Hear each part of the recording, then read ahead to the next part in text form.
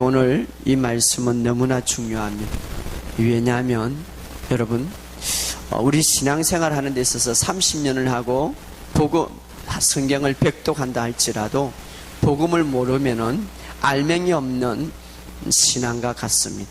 여러분, 알맹이 없는 금만을 신앙하는 것. 복음이라는 것은 바로 우리 기독교의 핵심이기 때문에 복음을 모르고 복음을 알지 못하는 신앙생활은 알맹이 없는 신앙, 겉모양이다 이 말이에요. 왜냐하면 이 복음이 바로 오늘 우리에게 구원을 주시는 하나님의 능력이 있기 때문에 복음을 모르면 구원을 받을 수가 없는 거예요. 복음은 바로 우리 신앙생활의 핵심입니다. 그래서 사도 바울이 이 복음은 구원을 주시는 하나님의 능력이라. 그래서 많은 사람들이 이 복음을 알지 못하고 있습니다. 많은 사람들이 교회는 다니지만 복음의 핵심을 모릅니다. 오늘 우리에게 너무나 중요한 말씀이기 때문에 사도 바울은 이 복음에 대해서 너무나 깊이 깨닫기 때문에 설교를 이제 6절부터 계속 하다가 오늘 우리가 읽었던 본문의 말씀에서 결론적으로 복음이 무엇인가 오늘 우리에게 말씀해 주고 있습니다. 이 복음이라는 것은 굉장히 중요합니다.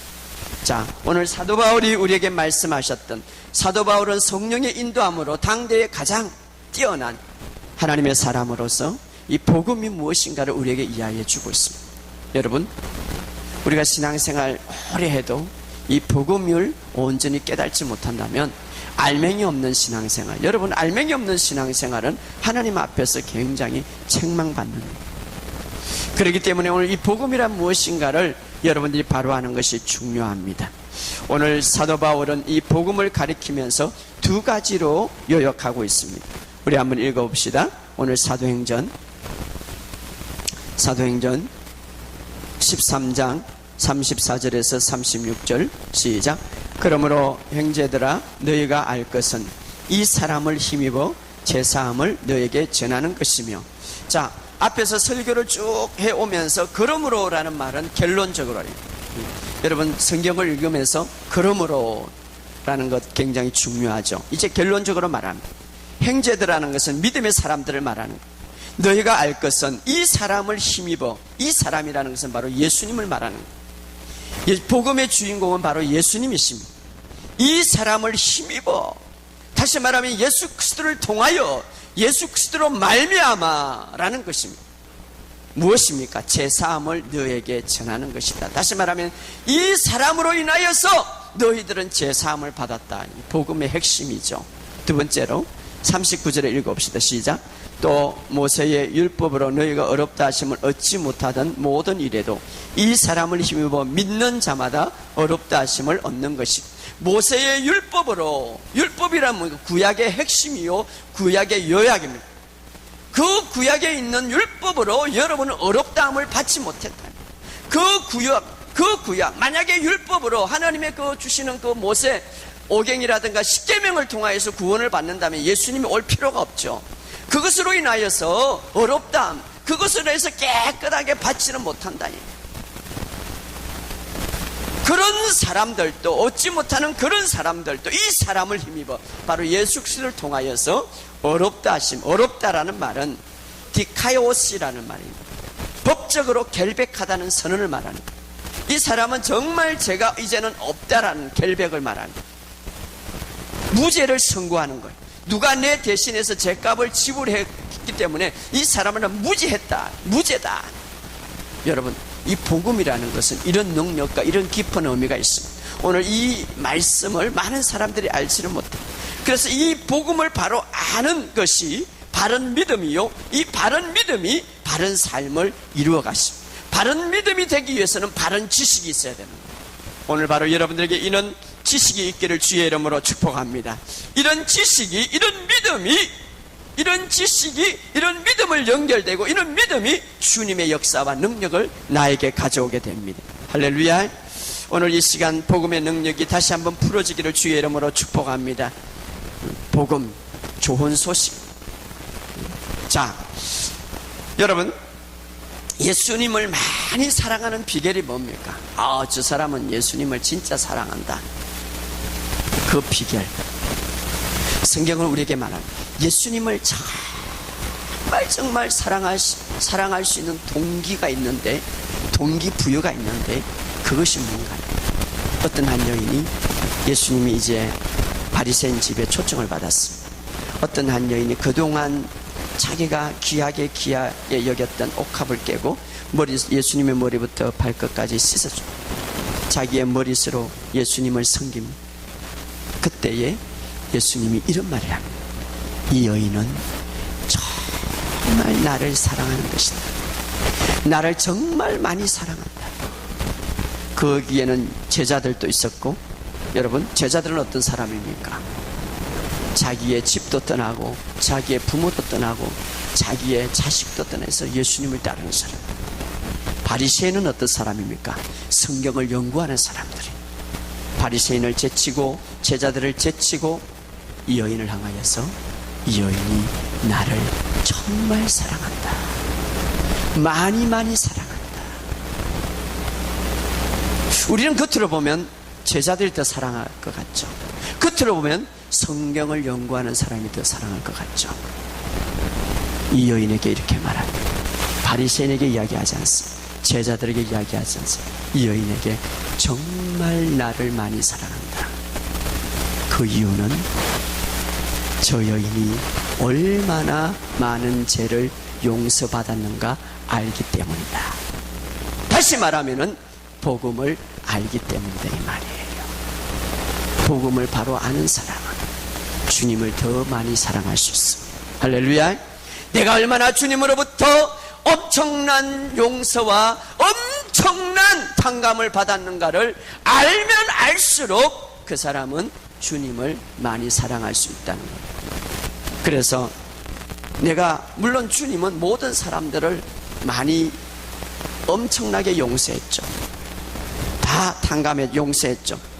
그러나 주님 쪽에서는 그랬지만 어떤 많은 사람들이 얼마나 그것을 알고 있는가, 내가 얼마나 주님으로부터 용서를 받았는가, 내가 얼마나 주님 많이 용서를 받았는가에 대해서 안다면, 그 진리를 깨닫는다면 예수님을 많이 사랑할 것이다. 예수님이 말씀하셨다. 다시 말하면은 내가 십자가를 통하여서 주님이 한 번 대속의 죽음을 통하여서 내 과거의 그 엄청난 사건과 현재의 엄청난 아버지 죄와 내 미래의 죄까지 주님이 얼마나 다 용서했는가를 아는 자가 진짜 나를 많이 사랑하는 자다, 이 말이에요. 할렐루야. 그러므로 복음이 없는 신앙생활은, 복음을 깨닫지 못하는 신앙생활은 알맹이 없는 신앙이에요.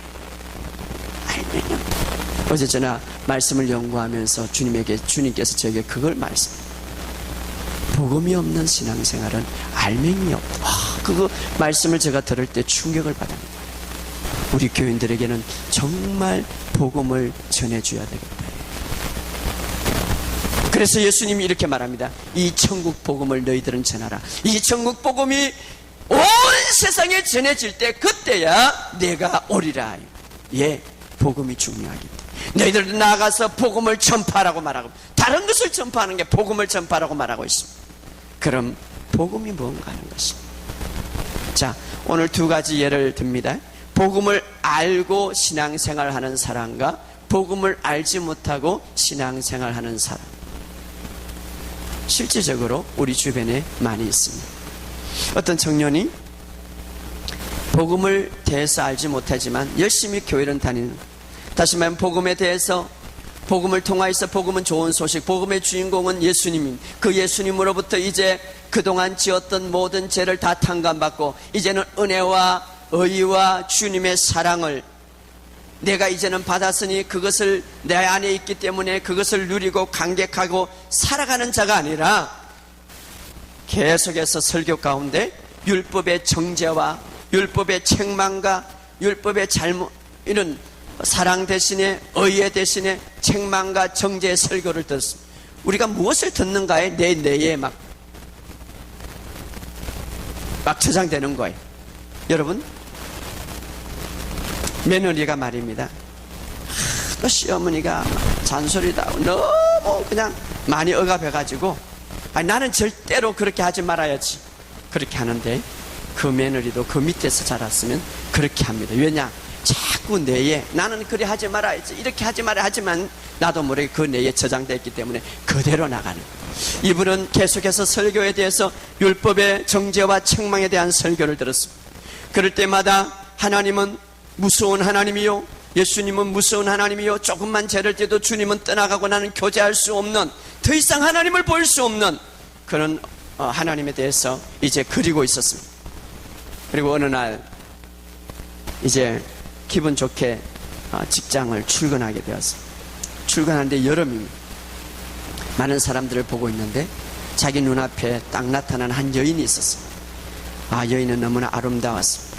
미인이었습니다. 그런데 그 여인의 옷을 어떻게 입었느냐, 아주 아슬아슬한 옷을 입었습니다. 그것을 보는 순간에 이 남자는 그 아리따운 그 여인의 그 모습에 그냥 반하게 되었고 그냥 상상하게 되었습니다. 젊음에 그 피가 흐르기 때문에 그냥 자기도 모르게 그게 푹 빠지게 되었습니다.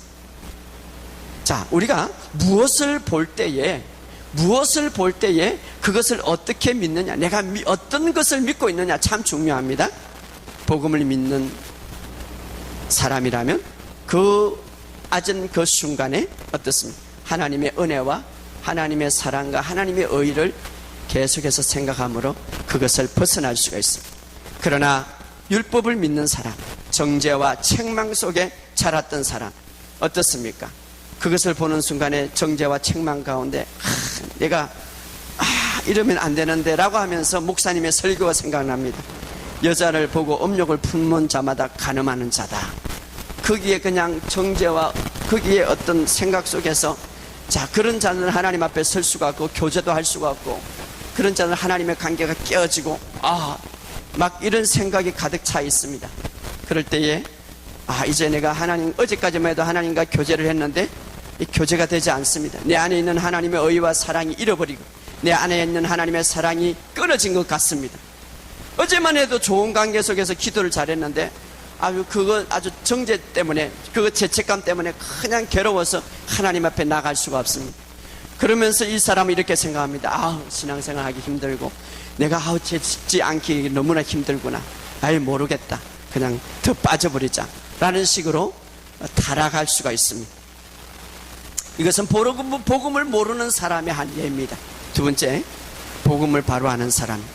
이 사람은 이제 나의 죄가 얼마나 탕감한가를 아는 사람입니다. 은혜와 사랑과 축복을 누리는 사람입니다. 이 역시 청년입니다. 바로 예수님의 말씀대로 한 사람이 의의 선물을 넘치게 받았다는 사실, 바로 예수 그리스도를 통하여서, 예수 그리스도의 죽음을 통하여서 나의 죄는 다 가져가고 그분을 인해서 내가 어려워지고 이제는 하나님의 은혜가 내 안에, 하나님의 사랑이 넘치다는 것을 알고 깨닫는 사람이었습니다. 자, 하나님의 의가 내 안에 있다고 진정 믿는다면 죄를 정복하는 사람, 죄가 들어올 수는 있습니다. 죄가 나를 침범할 수가 있습니다. 그러나 죄를 정복하는 사람입니다. 좌절하거나 낙심하지 않습니다. 이 청년은 동일하게 아까 있는 청년과 같이 이제 자기가 출근하고 동일하게 그 어떤 여인이 자기 눈앞에 나타났는데 정말 아슬아슬한 옷을 입었습니다. 자기도 모르게 인간인지라 약한지라 동일하게 그 속에 빠졌습니다. 생각하게 되었습니다. 자, 그러나 오늘 이 청년은 자기가 어떤 사람인 줄 알고 있습니다. 내 죄가 과거의 죄뿐만 아니라 이런 생각까지, 내 미래까지 주님은 다 청산하셨다는 것을 믿었습니다. 그리고 내 안에 하나님의 의가 있다는 것을 믿었습니다. 내 안에 하나님의 사랑이 있다는 것을 믿었습니다.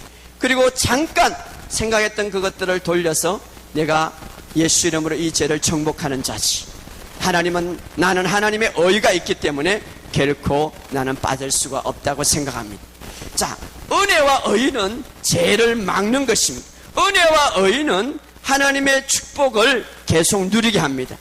하나님의 사랑을 그는 아는 자입니다. 그래서 그는 이렇게 고백합니다. 예수 이름으로 이 모든 생각과 이 모든 것들을 내가 벗어나노라.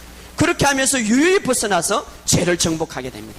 한 사람은 정죄와 죄책감 속에서 그냥 고통하고 주님 앞에 나아가지 못합니다. 한 사람은 동일하게 그것을 느꼈지만 그러나 벗어나서 은혜 속에서 그것을 정복합니다. 이것이 바로 복음을 바로 아는 사람. 할렐루야. 오늘 많은 사람들이 우리 주님께서는 우리의 연약함을 알고 있습니다. 우리 주님께서는 우리의 부족함을 알고 있습니다. 그러나 그렇기 때문에 그것을 이길 수 있는 우리의 힘이 아니라 주님의 의와 주님의 능력과 주님의 사랑으로 이길 수 있는 비결을 우리에게 주고 있습니다. 마귀의 최고의 관심은 뭐냐? 이미 우리에게 주신 하나님의 의, 이미 우리에게 주신 하나님의 은혜, 이미 우리에게 주신 하나님의 사랑에 대해서 의심하게 만들고 공격하게 만들어서 결국은 하나님과의 관계를 끊어뜨리게 만듭니다. 여러분, 오늘 이 복음의 기쁜 소식을 아시기를 주의 이름으로 축복합니다. 자, 오늘 그럼 여러분들에게 더 깊이 이 복음에 대해서 이해하기 위해서 구약의 하나님의 말씀과 신학을 통하여서 여러분들에게 나누고자 합니다. 구약은 그림자라면 신학은 실체입니다. 다시 말하면 오실 예수님에 대해서 그분이 어떻게 할 것이고 그분이 무엇을 이룰 것인가에 대해서 그분이 복음을 우리에게 어떤 식으로 줄 것인가, 어떻게 해서 복음이 이루어진가를 우리에게 잘 말씀해 주고 있습니다. 오늘 여러분들이 이 복음을 바로 깨닫는 여러분 이 시간이 되기를 주의 이름으로 축복합니다. 예수님은 이 땅에 오실 때에 우리의 죄를 완전히 제거하기 위한 어린 양의 제물로 오셨습니다. 할렐루야. 구약에 보면 예수님이 오시기 전에 구약에 있는 모든 사람들을 죄 용서받는 방법을 가르쳐 주었는데 이것은 바로 오실 예수님이 이렇게 될 것이라는 것을 예표로 우리에게 주었습니다. 인간이 죄를 지을 때에 이제 죄 용서받기 위하여서 속죄제를 하나님 앞에 드렸는데 아주 자기가 귀하게 여기는 양을 잡아다가 끌고 오죠. 그리고 제사장에게 이제 데리고 옵니다. 자, 구약에는 제사장과 대제사장이 있습니다. 대제사장은 한 분이지만 제사장은 여러 분입니다. 그래서 제사장에게 데려옵니다. 이 제사장은 바로 하나님을 대표하는 사람으로서 하나님의 눈이요 하나님의 입술입니다. 자, 그래서 이 제물을 갖고 오면 제사장은 잘 들으세요. 죄를 지었던 사람이 제물을 갖고 오는데 이 제사장에게 갖고 올 때에 이 제사장은 그 사람도 보고 제물도 보지만 누구를 더 은밀하게 조사하냐 하면 그 사람을 조사하는 것이 아니라 제물에 대해서 조사를 하는 거예요. 잘 들으세요. 이 사람이 죄를 지었는데 그 죄 때문에 분명히 제물을 갖고 오는 것은 분명히 죄를 지었기 때문에 무슨 죄를 지었기 때문에 갖고 오는 거예요. 그런데 이제 성전 뜰에서 이 양을 갖고 오는데 이 제사장이 하나님의 눈이죠. 하나님을 대신해서 보는 거죠. 하나님을 대신해서 말하는 거죠. 그런데 이 제사장이 보는 것은 엄밀하게 세밀하게 따져보는 것은 그 사람을 야, 너 무슨 죄, 몇월 며칠날 어떤 죄를 지은 이것을 따지는 것이 아니라 그 갖고 온 제물을 보는 거예요. 제물이 흠이 있는가, 제물이 정말 깨끗한가, 그것을 보는 거예요. 이 제사장의 눈은 바로 하나님을 대표하는 거예요. 그래서 이제 그 양이, 그 제물이 깨끗하고 흠이 없을 때에 제사장은 그 양의 머리에 손을 얹고 기도합니다. 그 기도할 때에 어떻게 기도하냐면 이 사람의 죄가 이 양에게, 이 사람의 죄가 이 양에게 다 전가되게 하옵소서라고 기도하면 어떤 역사가 일어나냐면 이 사람의 죄, 이 사람이 이제 어떤 죄를 지었든지 이 사람의 죄가 양에게 전갈되고 이 양이 있는, 양은 무슨 죄가 있었어요? 양은 죄가 없죠. 양이 있는 것은 어려움과 순수함과 깨끗함이죠. 이 어려움과 순수함과 깨끗함이 이 사람에게 옮겨지는 거예요. 바뀌지는 거예요. 할렐루야. 자, 사람의 죄는 양에게 옮겨지고 이 양의 어려움과 양의 깨끗함은 어떻습니까? 사람에게 옮겨져서 교환이 된다 이 말이에요. 할렐루야. 그래서 이 양은 사람을 대해서 죽음을 당하는 대속물이 되는 거예요. 그리고 이제 더 이상 이 제물이 이제 흠이 없을 때에, 그렇게 이제 합격될 때에 이 제사장은 칼을 줍니다. 사람에게. 그리고 그 사람은 이 칼을 가지고 그 양을 죽이게 되고 이제 각을 뜨고 피를 받아서 양품에 받습니다. 그리고 불을 태워줘. 그때에 이 사람은 나의 죄 때문에 이 양이 이렇게 심판을 받는구나, 이렇게 행벌을 받는구나 라고 생각하게 됩니다. 자, 여기에서 굉장히 중요한 것이 있습니다. 사람이 죄를 지었는데 그 사람에 대해서 보지 않고 양을 더 보는 거예요. 예, 재물이기 때문에. 자, 오늘 예수님께서, 이것은 바로 오실 예수님, 복음, 좋은 소식을 갖고 오실 예수님에 대한 예표예요. 이 양은 오늘 누구입니까? 바로 예수님입니다. 할렐루야. 자, 예수님의 눈은, 대제사장의 눈은 누구에게 더 주시했습니까? 재물에게 더 주시했습니다. 재물이 흠이 있나, 재물이 흠이 없나, 그 사람에게 주시한 것이 아니라 바로 예수님에게 주시했습니다. 나를 살펴본 것이 아니라 예수님을 살펴본 거예요. 바로 양을 살펴본 거예요. 하나님의 눈은 죄인인 나를 보는 것이 아니라 나를 대신해서 예수님, 그 양이 흠이 있는가 흠이 없는가, 바로 그렇게 판단하고 제사장은 그 양을 대속물로 드리게 되는 거죠. 바로 예수님께서 오늘 우리의 양의 제물로 오실 때에 하나님의 눈은 여러분들을 보는 것이 아니라 예수님을 보았습니다. 예수님은 어떤 분입니까? 거룩하고 아주 깨끗한 의로운 분이십니다. 하나님은 그것을 보고 기뻐하셨습니다. 할렐루야. 그리고 예수님이 십자가의 대속물이 될 때에 예수님의 의와 거룩함이 나에게 전가되고 나의 죄는 예수님께 전가되었습니다. 할렐루야. 그래서 예수님은 죄가 되셨다고 말하고 있습니다. 죄가 되셨다. 마귀가 원하는 것은 이런 것들을 파괴하는 것입니다. 마귀가 원하는 것은 바로 우리가 죄의식을 끊임없이 갖고 있고 우리가 끊임없이 예수님이 이루었던 모든 것들을 도달하지 못하게 말하는 것입니다. 그래서 우리가 해야 할 것은 내 자신의 눈을 떼서 바로 예수님을 바라보는 것입니다. 할렐루야. 이것이 바로 복음입니다. 하나님은 나를 보시는 것이 아니라 나를 대신해서 십자가에 죽으신 예수님을 바라보고 여러분들을 축복하시는 거예요. 할렐루야. 예수님을 이것이 바로 복음입니다. 그래서 우리가 나를 바라보지 말고 주님을 바라볼 때에 주의 영광이 나에게 강력하게 임하게 되는 거예요. 이것이 바로 복음입니다. 그분은 십자가 위에서 나를 대신했습니다. 마치 구약의 양이 그 주인 사람을 대신한 것처럼 주님은 나를 대신했습니다.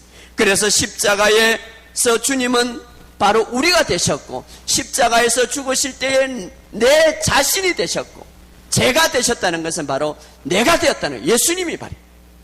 그리고 우리는 어떻습니까? 그 주님의 의와 거룩함이 내게 전가되었기 때문에 그 십자가, 주님은 제가 되었다는 것은 바로 우리가 되었다는 거예요.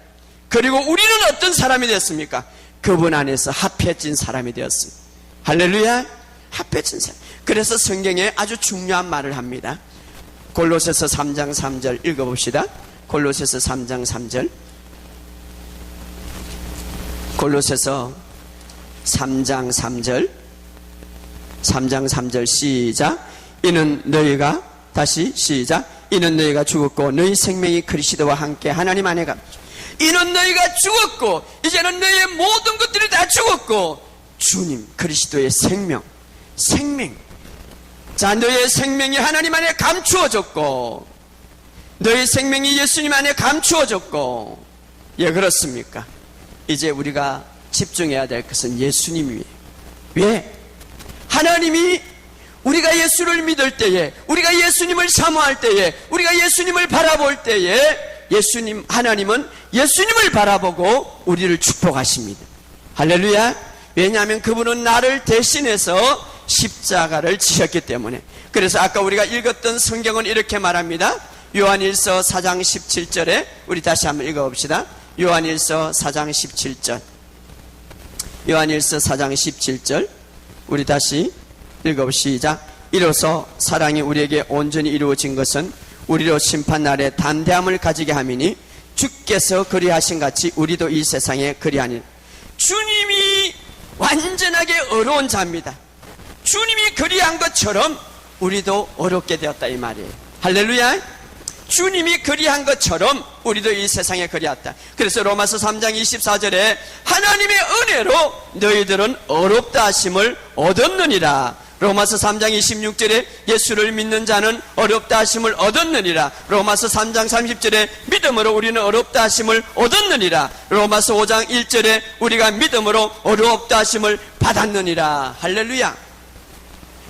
여러분들을 보지 않고 주님을 보았기 때문에, 여러분들을 대신했기 때문에 그 주님의 어려움이 여러분들을 덮었습니다. 할렐루야. 이 사실을 믿으시기를 주의 이름으로 축복합니다. 이 믿는 것이 바로 복음이다 이 말이에요. 이 믿는 것이, 이것을 바로 아는 자와 바로 알지 못하는 자가 천지차입니다. 주님이 나를 대신해서 제가 되셨다. 제가 됐을 때에 그 말은 주님이 내가 되었다 이 말이에요. 내가 거기에 있어. 그리고 나는 주님의 어려움을 취했기 때문에 주님, 내가 예수라는 말은 아닙니다. 주님의 어려움, 주님의 거룩함이 나에게 덮어졌다 이 말이에요. 이것을 아는 것이 바로 복음입니다. 그래서 우리가 주님 안에 있을 때에, 예수를 믿을 때에 주님 안에 있기 때문에 주님의 그 어려움이 나의 어려움, 주님의 어려움이 나에게 덮어졌고 주님의 그 순수함이 나에게 덮어졌다 이 말이에요. 영적으로. 그래서 주님이 그리한 것처럼 우리도 그리하다. 주님이 아버지의 우편에 앉아있을 때에 우리도 동일하게 앉게 되었다. 왜? 십자가상에서 하나가 되었기 때문에. 할렐루야. 자, 이 복음을 이해하기 위해서 미리 하나님께서 이 어린 양을 통하여서, 어린 양의 제사 드리는 것을 통하여서 우리에게 설명해 주었습니다. 두 번째로 우리가 알아야 될 것은 대제사장의 제도입니다. 자, 이스라엘 나라에는 대제사장이 있었죠. 이 대제사장은 바로 예수님의 원행을 우리에게 잘 보여주고 있습니다. 자, 아론은 대제사장입니다. 대제사장은 굉장히 중요한 역할을 합니다. 1년에 한 번씩 온 백성들을 대표해서 제사를 드립니다. 그래서 이 대제사장은 어복이라든가 그 행동이라는 게 굉장히 중요합니다. 대제사장이 바로 하나님께 백성을 대표하기 때문에 대표한다는 거 참 중요하죠. 여러분, 우리나라 축구 선수가 대표로 나갈 때에 그 축구 선수가 져면은 우리나라가 다 패배하는 거예요. 자, 이 대제사장은 백성을 대표하는 거예요. 그래서 대제사장이 선하고 대제사장이 아름다우면 하나님께서는 백성이 비록 좀 악할지라도 대제사장을 하나님께서는 보심으로 백성들을 축복하셨습니다. 잘 들으세요.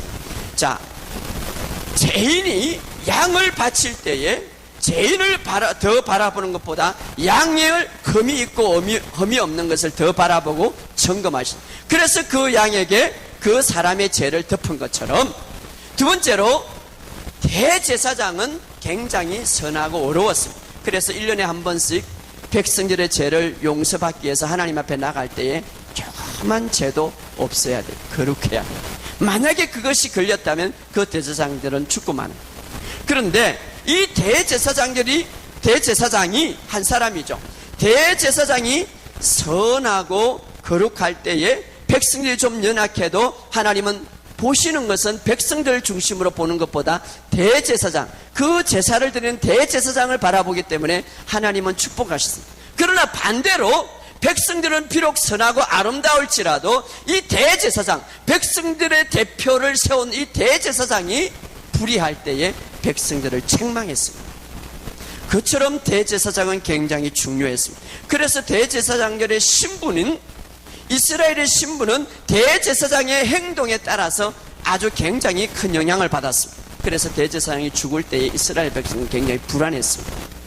그런데 오늘 우리의 신학에 와서 이 대제사장은 누구를 예표하냐면 바로 오실 예수님을 예표하는 거예요. 이 예수님은 어떤 분입니까? 우리의 대제사장이었다. 자, 히브리서 4장 14절을 읽어봅시다. 히브리서 4장 14절,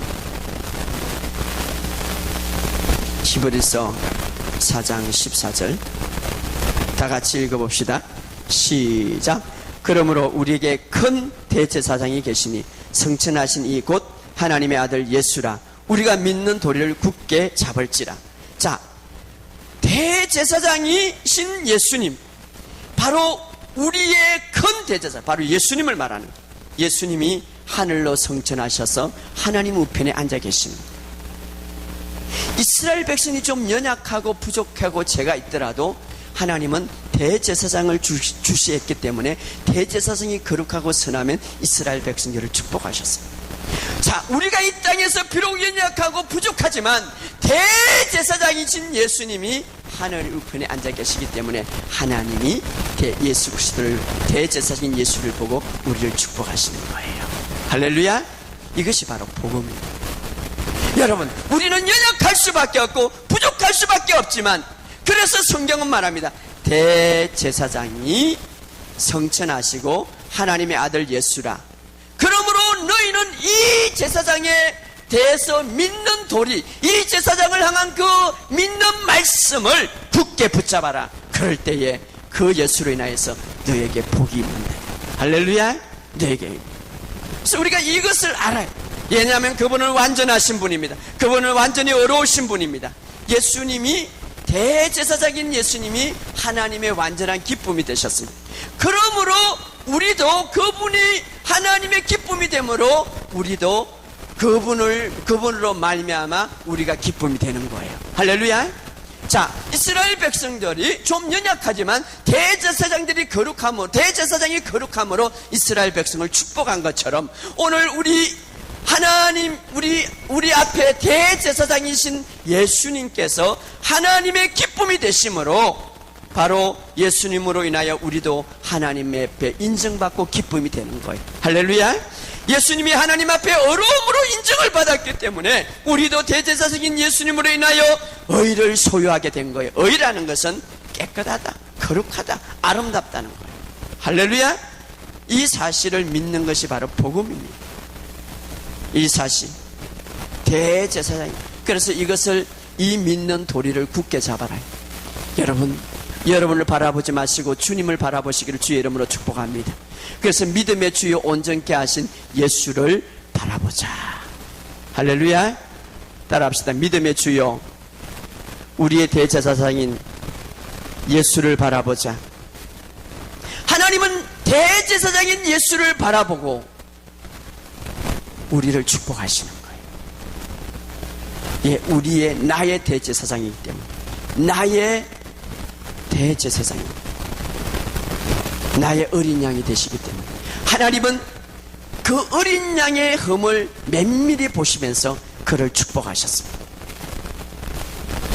자, 이 복음을 좀 더 이해하기 위해서 우리는 또 구약성경에 구약성경의 모든 사건과 모든 인물들은 신학을 향한 예수 그리스도를 예표하고 있습니다. 예수님은 우리의 완전한 이 땅의 승리자가 되셨습니다. 자, 성경에 보면 다윗과 골리앗의 이야기가 나옵니다.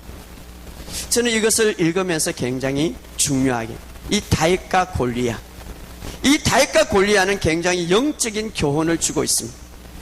여러분, 사무엘상 17장에 보면 이런 이야기가 나옵니다. 사무엘상 17장에 보면 이제 블레셋 그 골리앗가 이렇게 말합니다. 너희들은 한 사람을 선택하여 나와 싸우자. 이렇게 말합니다. 한 사람을 선택하여 나와 싸우자. 그러면서 사무엘상 17장 9절에 보면 너희들이 한 사람과 선택해서 나와 싸우자. 그 사람이 나를 이기면 우리나라 전체가 종이 되고, 내가 그 사람을 이기면 너 이스라엘 백성들이 종이 되다. 이렇게 말합니다.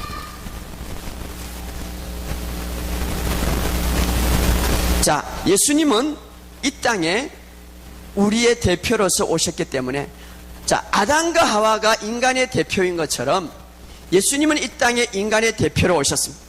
자, 그래서 구약에 보면 이제 어떻습니까? 다윗이 이스라엘 나라의 전쟁, 다시 말하면은 싸움자로서 대표로 나가는 거죠. 대표로. 그리고 블레셋 나라의 골리앗은 그 블레셋 나라의 대표로서 서게 되는 거죠. 이것은 어떤 의미입니까? 나라와 나라의 싸움입니다. 하나님의 나라를 이루기 위해서 예수님은 대표로, 하나님의 백성들의 대표로서 이 땅에 오신 거예요. 자, 그래서 이제 엘라 골짜기에 내려갈 때에 다윗이 내려갔지만 이스라엘 대표로서 내려간 거예요. 이스라엘 대표. 자, 다윗 안에는 누가 있습니까? 이스라엘 백성들이 있는 거예요. 왜냐하면 다윗이 이 전쟁에서 실패하면 이스라엘 전체는 블레셋의 종이 되어야 돼요. 반대로 저 상대편의 골리앗은 어떻습니까? 블레셋 나라의 대표로 섰습니다. 분명히 성경은 이럽니다. 너가 이기면 우리가 종이 되고 너가 져면 너희가 종이 되어야 된다. 바로 이것이 대표의 원리입니다. 그래서 골리앗은 전체 블레셋 대표를 하고 있습니다. 그래서 골리앗이 섰지만 골리앗 안에는 누가 있습니까? 블레셋 백성들이 있었습니다. 다윗이 섰지만 다윗 안에는 누가 있었습니까? 이스라엘이 있었습니다. 바로 너희 중에 말씀을 읽으면 한 사람을 대표로 보내라. 예수님은 이 땅에 모든 어둠의 권세와 악한 영들을 무찌르고 우리의 대표로서 이 땅에 오셨습니다. 그리고 다윗은 결국 싸움에서 골리앗의 머리를 이제 베게 되죠. 그 머리를 이기게 됩니다. 그리고 승리하게 되는 것이죠. 이스라엘이 승리하게 되는 거예요. 자, 여기서 다윗은 굉장히 중요한 행동을 하는데 그 골리앗의 머리를 베가지고 그 골리앗의 머리를 어디로 가져오냐면 예루살렘으로 가져오게 되는 것이죠. 예루살렘. 자, 엘라 골짜에서 예루살렘까지 굉장히 먼데 그것을 가져오게 되는 거예요. 그리고 골리앗의 머리를 예루살렘 성 밖에 묻게 되는 거예요. 자, 이것이 이제 이스라엘의 점차적으로 그곳에 이제 시체들이 묻게 되는데 이곳을 가리켜 해골의 언덕이라고 불려지는 거예요. 이것을 히브리어로 골고다라고 말하고 있습니다. 해골이 묻힌 곳, 골고다. 그런데 먼 훗날 몇 년 전에 예수님이 오실 때에 다윗의 자손 예수님이 이 해골의 언덕에서 어떤 일을 하고 있습니까? 그 당시 골리앗은 사탄 마귀의 앞잡이 리더자죠. 영적으로.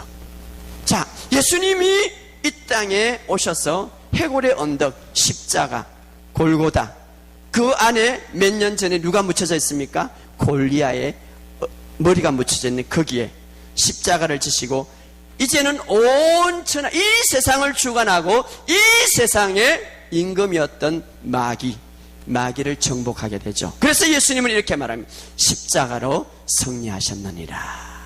할렐루야. 예수님은 나를 대표해서 우리를 대표해서 싸워서 이겼다는 것입니다. 이스라엘 다윗이 이길 때에 이스라엘 전체가 이겨서 모든 골리앗 백성들이 물러간 것처럼 오늘 예수님이 나를 위해서 십자가에 이기심으로 그 예수님의 승리가 바로 나의 승리다 이 말이에요. 그래서 예수님의 승리가 십자가로 승리하였느라 내가 능력히 이겼느니라 이 말은 바로 그런 의미예요. 이것이 바로 복음입니다.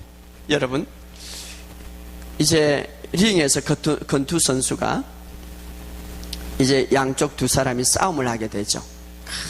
치고받고 싸움하다가 막 서로 막 눈이 터지고 막. 그래서 이긴 사람은 어떻습니까? 상급을 받죠. 많이 상급을 받는. 상급을 많이 받는 거예요. 그리고 이제 집에 돌아오면은 누가 있습니까? 사랑하는 아내가 있죠. 그런데 그 이긴 자에게는 축복과 상급이 있죠. 그래서 그 상급을 받아가지고 결국은 누구 줍니까? 사랑하는 아내에게 주는 거예요. 아내는 싸움도 하지 않았어. 아무것도 하지 않았어. 아무것도 그냥 내 남편이라는 걸 믿었어요. 잘 들으세요.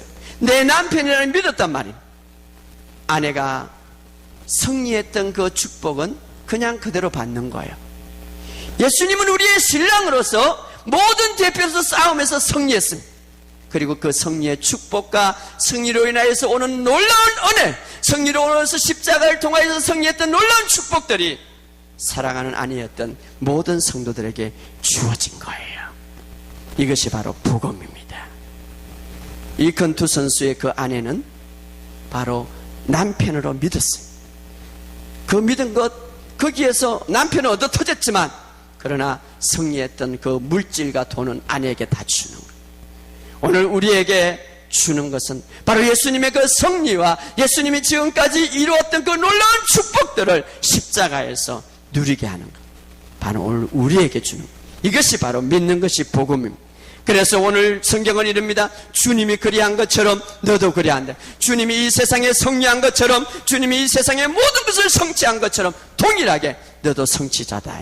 주님이 하나님의 우편에 앉아 계신 것처럼 너도 하나님의 권세 자리에 동일하게 얻게 되었다. 예, 마치 건투 선수의 아내가 자기가 이긴 것, 자기 남편이 이긴 것들 다 취한 것처럼 우리도 동일하게 취했다 이 말이에요. 할렐루야. 이것이 바로 복음이에요. 오늘 이 사실을 여러분들이 믿고 바로 주님을 바라보고, 비록 내가 좀 연약하고 지금 내가 부족하지만 그 주님 때문에 내가 하나님으로부터 인정받고 그 주님 때문에 내가 축복받을 수밖에 없는 존재임을 믿으시기를 주의 이름으로 축복합니다. 그 주님 때문에, 주님의 그 완전하신가, 주님의 그 의로우신가, 주님의 그 대표로서 승리하신 그걸 통하여서 우리는 이 땅에서 정복하고 다스릴 수가 있는, 이것이 바로 복음입니다. 오늘 이 사실을 바라보고 주님을 더욱더 바라보며 오늘 사도 바울은 이렇게 말합니다. 너희들이 이 복음, 이 사람 때문에 모든 제사함을 다 얻었고 이 사람 때문에 모든 거룩함을 다 얻었느니라. 그러므로 너희들은 이 복음을 믿으라고 말하고 있습니다. 바로 여러분들이 이 복음을 가지고 승리하시기를 주의 이름으로 축복합니다. 오늘 이 시간 우리 다 같이 한번 동성으로 기도합시다. 이 시간 기도할 때에